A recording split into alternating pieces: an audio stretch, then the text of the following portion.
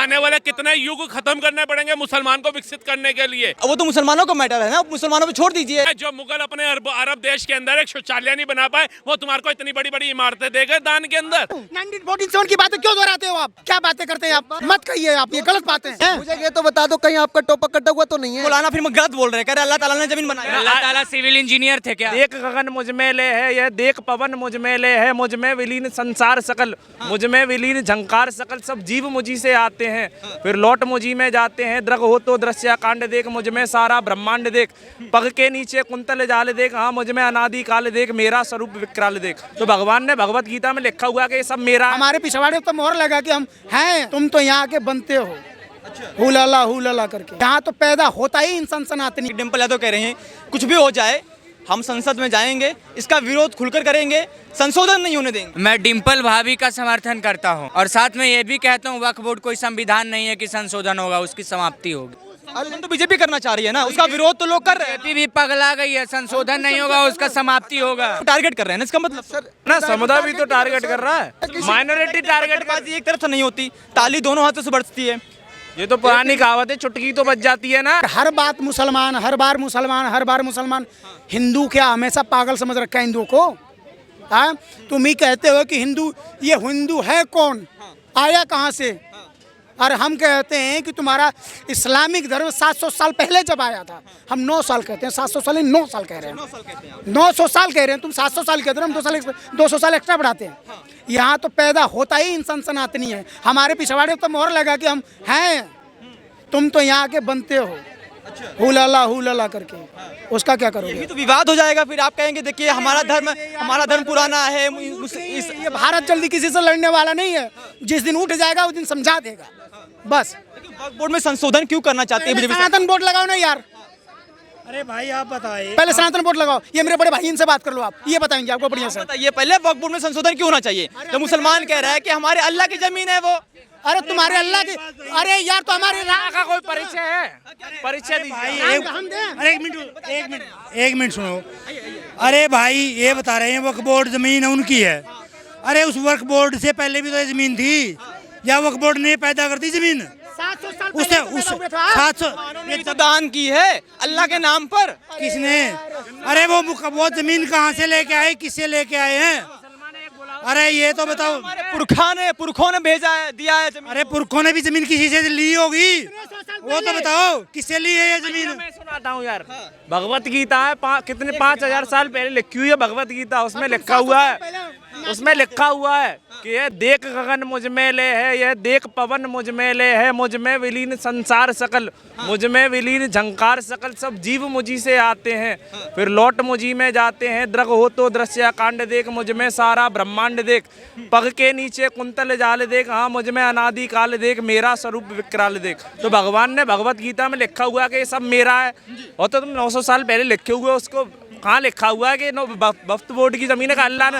मौलवी मौलाना ये भी तो कह रहे हैं कि इस जमीन को, इस धरती को वो कह रहे हैं बेकायदा लिखा हुआ है इस्लामिक में। वो कहते हैं कि इस धरती को अल्लाह ताला ने बनाया है। तो आप कह रहे हैं गीता का आप उदाहरण दे रहे हैं। फिर तो मैं उदाहरण दे रहा हूँ ना, मैं पढ़ता हूँ तो मुझे पता है, मेरे ग्रंथों में लिखा है। मौलाना फिर गलत बोल रहे हैं, कह रहे अल्लाह ताला ने जमीन बनाई है। गलत ही बोल रहे हैं, करते क्या वो लोग? उनके अल्लाह ताला सिविल इंजीनियर थे क्या? मुझे ये तो बता दो कहीं आपका टोपक कटा हुआ तो नहीं है? इस प्रकार की बात मत करिए आप, क्योंकि देखिए हम सवाल पूछ रहे हैं, आप उसका जवाब दीजिए, ठीक है ना? इस प्रकार का अभद्र भाषा का प्रयोग मत करिए। हमारा सवाल ये है कि आप क्यों चाहते हैं कि वक्फ बोर्ड में संशोधन हो? क्या आप चाहते हैं कि मुसलमान 1947 के बाद से जो उनकी आर्थिक स्थिति डाउन थी, क्या वही स्थिति रहे? देश आपको 2 देश दे दिया यार, फिर आप क्यों बार-बार ये कह रहे हो? 1947 की बातें क्यों दोहराते हो आप? जब आपने खुद कहा था कि हमें पाकिस्तान चाहिए, पाकिस्तान दिया, बांग्लादेश दिया, बीच में हमें दबा दिया यार। क्या बातें करते हैं आप? मत कहिए आप, ये गलत बातें हैं। आप बात वो करें जो हजम हो जाए, आप वो मत करें जो साला सुनने से भी पागल बन जाए इंसान। सर मेरी हम शांत बैठे हैं तो तुम हमें टारगेट किए जा रहे हो, टारगेट किए। बीजेपी केवल इसका संशोधन करना चाहती है, उसके बाकी जितना विपक्ष है उसका समर्थन क्यों कर रहा है? अरे यार बीजेपी लोगों की आंखें खोल रही है, जो ढपी राज है वो बाहर ला रही है। आपने बुजुर्गों से सुना ना कि किसी के मकानों में धन गड़ा हुआ है, मैं तो सुना है ना? पार्टी का फेवर नहीं ले रहा, मेरा एक सवाल का आंसर देना। कोरोना में कितना योगदान रहा है वक्फ बोर्ड का? कितना योगदान रहा है? मुस्लिम पर्सनल लॉ बोर्ड और शरीयत का 20 लोग राशन लेके गए वो। एक सेकंड, शरीयत कानून, मुस्लिम पर्सनल लॉ बोर्ड, जो भी इनके लॉ बना रखे हैं, कितना योगदान रहा है? देश में आपदा आई है, कितना योगदान रहा है? जब देश का बंटवारा एक समुदाय के मतलब उसके क्या कहते हैं सामाजिक स्तर पे हो गया था, तो फिर इस देश में आपका क्या काम है? वही बात है ना, तुम्हारे अंगने में हमारे अंगने में तुम्हारा क्या काम है? जहाँ तुम्हें भेजना था वहाँ भेज दिया। अब यादव भी कह रही हैं, इसमें उनका बयान आया है कि डिम्पल यादव कह रहे हैं कुछ भी हो जाए हम संसद में जाएंगे, इसका विरोध खुलकर करेंगे, संशोधन नहीं होने देंगे। सर बिल्कुल होगा, बिल्कुल होगा, बिल्कुल होगा। अगर ऐसा नहीं होगा तो सनातन बोर्ड भी होगा, सिंपल बात है। मैं एक बात बोलूं, सिंपल, मैं डिम्पल भाभी का समर्थन करता हूं और साथ में ये भी कहता हूं वक्फ बोर्ड कोई संविधान नहीं है कि संशोधन होगा, उसकी समाप्ति होगी। क्यों चाहते हैं आप? सवाल ये है, समाप्ति क्यों चाहते हैं? मुसलमानों का अधिकार छीनना चाहते हैं आप? संशोधन क्यों चाहते हैं? वो संविधान है कि संशोधन करेंगे उसमें? गजब हिला हुआ बीजेपी करना चाहते हैं, संशोधन तो बीजेपी करना चाहती है, संशोधन तो बीजेपी करना चाह रही है ना, उसका विरोध तो लोग कर रहे हैं। बीजेपी भी पगला गई है, संशोधन नहीं होगा उसका समाप्ति होगा। अल्पसंख्यक है ना, कायदे में रहेंगे, फायदे में रहेंगे, अच्छी बात यही है। दूसरी बात, अल्पसंख्यक होके तो हमें दबाया जा रहा है। सर वैष्णो देवी यात्रा पे अगर बस जाती है तो वो खाई में गिर दी जाती है। राम मंदिर को बुलडोजर से उड़ाने की बात करते हैं। कितने एक कर्नाटक में पता नहीं कहाँ पे 1500 साल पुराना मंदिर है, वो वफ्र की जमीन हो जाती है। बिहार में पूरा गांव का गांव वफ्र में चला जाता है। कैसे चला जाता है भाई? तुम्हारा जन्म 2 दिन पहले हुआ। आप सीधा चेतावनी दे रहे हैं अल्पसंख्यक को। एक यही तो खूबसूरती है यहाँ पर, देखिए अल्पसंख्यक जो है कितने आसानी से रहते हैं, कितना खुशहाल रहते हैं, लेकिन आप डायरेक्टली उनको चेतावनी दे रहे हैं। क्या संदेश जाएगा जनता के बीच? सर एक बात बताओ, रामनवमी पे यात्रा निकलती है, पत्थर मारते नहीं मारते? इनका मुहर्रम निकलता है, हम तो ताली बजाते हैं, देखते हैं। तो शांति दूत कौन हुआ? अरे हम देखते हैं, हमारे साथ हमारे दोस्त भी देखते हैं, मगर हमारे साथ हमारी अगर बजरंग दल की यात्रा निकल रही है या रामनवमी पे कोई यात्रा निकल रही है या कोई सी भी यात्रा निकल रही है, तो उस पर पत्थरबाजी कौन करता है?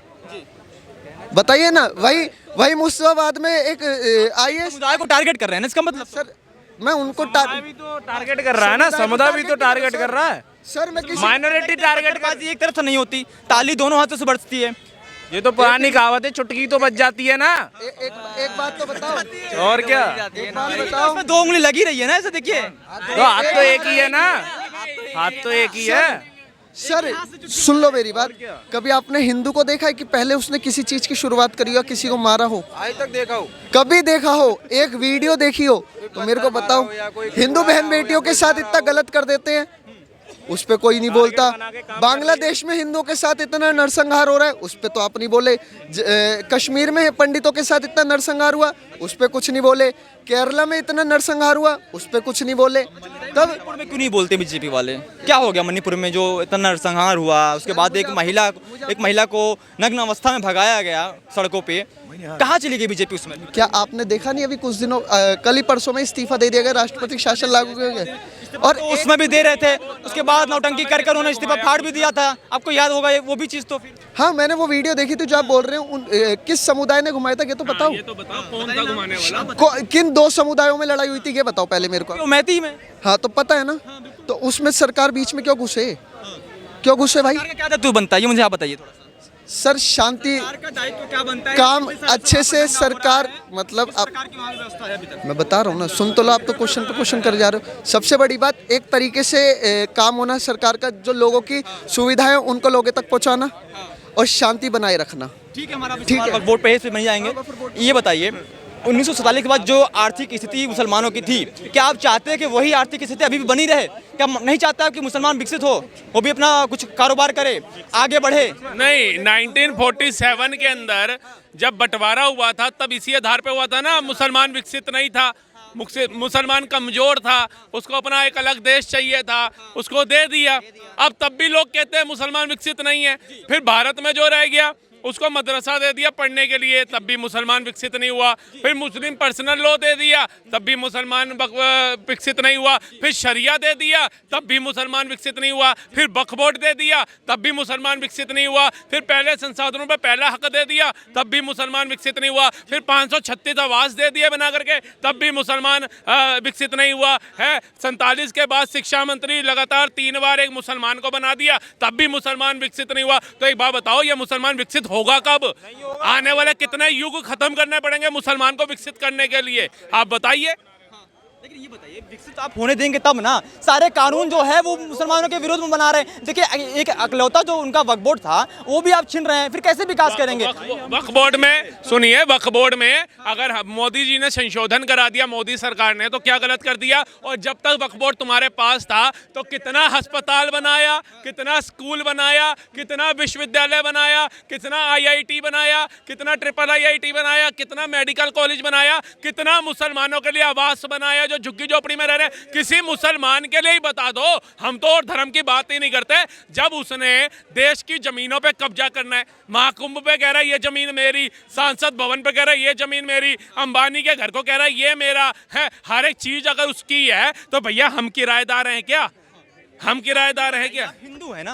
आपका नाम क्या है? राहुल मेहता। राहुल जी, ये बताइए, आप हिंदू हैं फिर भी आप वक्फ बोर्ड में आप एंट्री कर रहे हैं, वो तो मुसलमानों का मैटर है ना, मुसलमानों पे छोड़ दीजिए। वक्फ बोर्ड हमारे घर के अंदर एंट्री किया, तब हम उसके अंदर एंट्री कर रहे हैं। इतने टाइम से हम नहीं बोला। अगर मेरे घर पे हाथ रख के कह रहे हैं ना ये राहुल मेहता का घर नहीं है, ये वक्फ की जमीन है, यहाँ पर कोई रहमान रहता था, इकबाल रहता था, वो हमारे को दे गया था और मैं धरा का धरा ही बैठ गया। मेरे बाप दादा तो मूर्ख थे जो बेचारे पाकिस्तान से लट खा के आए, मेहनत करके इतना बड़ा मकान बनाया, और एक वक्फ बोर्ड का मौलाना आकर के कह रहा है ये घर मेरा है। कैसे तेरा है? जो मुगल अपने अरब देश के अंदर एक शौचालय नहीं बना पाए, वो तुम्हारे को इतनी बड़ी बड़ी इमारतें दे गए दान के अंदर। आप क्या चाहते हैं, जिस प्रकार से अदर देश में माइनॉरिटी आज देख लीजिए किस प्रकार से वहाँ पे अत्याचार हो रहा है माइनॉरिटी के साथ, क्या चाहते हैं वो भी भारत के साथ हो? क्या यही छवि चाहते हैं विदेशों में बने भारत तो की? क्या क्यों नहीं होनी चाहिए? डोनाल्ड ट्रंप आया, 20 तारीख को शपथ लिया, 5 तारीख तक 5636 लोगों को भगा दिया अपने देश से। मैं चोरों की तरह किसी के देश में घुस जाओगे और कहोगे 56 इंच का सीना क्या कर रहा है, विदेश नीति क्या कर रही है? मैं तो कह रहा हूँ हथकड़ी लगाइए, हिंटर मार के भगाना चाहिए था ऐसे चोरों को जो 50 लाख रुपया खर्च करके दूसरों के देश में चोरों की तरह जा रहा है। वो बेरोजगार होगा, 50 लाख रुपए बैंक में डाल दे, महीने का 34-35 हजार रुपए तो बैंक दे देगा, ब्याज सारा जीवन रच के खाएगा, खत्म नहीं होगा पैसा। ये क्या मूर्ख बनाते हैं? रोजगार नहीं है देश के अंदर, मोदी को बदनाम करते हैं। और वो बाइडन जो 536 लोगों को भेज रहा है, वो हमारे प्रधानमंत्री ने कुर्सी हटा रहा है, कुर्सी लगा रहा है, गले मिल रहा है प्रोटोकॉल तोड़ के। फ्रांस का राष्ट्रपति प्रोटोकॉल तोड़ के एयरपोर्ट पे जा रहा है उनको रिसीव करने के लिए। ये एक पता हमारा प्रधानमंत्री सम्मान पे सम्मान लेकर के आ रहे हैं, और ऐसे लोग जाकर के भारत की छवि पे दाग लगाने का काम करते हैं। आप एक विशेष समुदाय को आप विरोध कर रहे हैं, आप अगर इनका विरोध करेंगे तो फिर आपको तो गांधी जी का विरोध करना पड़ जाएगा। बताइए, गांधी जी ने तो यहाँ पे रहने के लिए उनको व्यवस्था दी थी, यही तो खूबसूरती बनाई थी यहाँ पर। मतलब जो गलती गांधी जी से हो गई वो भारत का पढ़ा लिखा युवा भी स्वीकार करे। मतलब ऐसा तो पिछली सरकारों से हुआ, जबरदस्ती का पिता थोप दिया हमें, फिर पेट नहीं भरा तो चाचा थोप दिया है। महात्मा कहा जाता है, महात्मा कैसे कोई गलत कर सकता है? महात्मा कौन होते हैं? कौन सी उन्होंने 4 वेद पढ़े थे? कौन से उन्होंने पुराण पढ़े थे? कौन से हमारे शास्त्र पढ़े थे? कौन सी तपस्या करने हिमालय गए थे? ये भी बता दो। जो महात्मा लगा दिया आपने, ठीक है, उनको सम्मान देना चाहिए। गांधी जी, हम गांधी जी बोलते हैं, लेकिन महात्मा नहीं।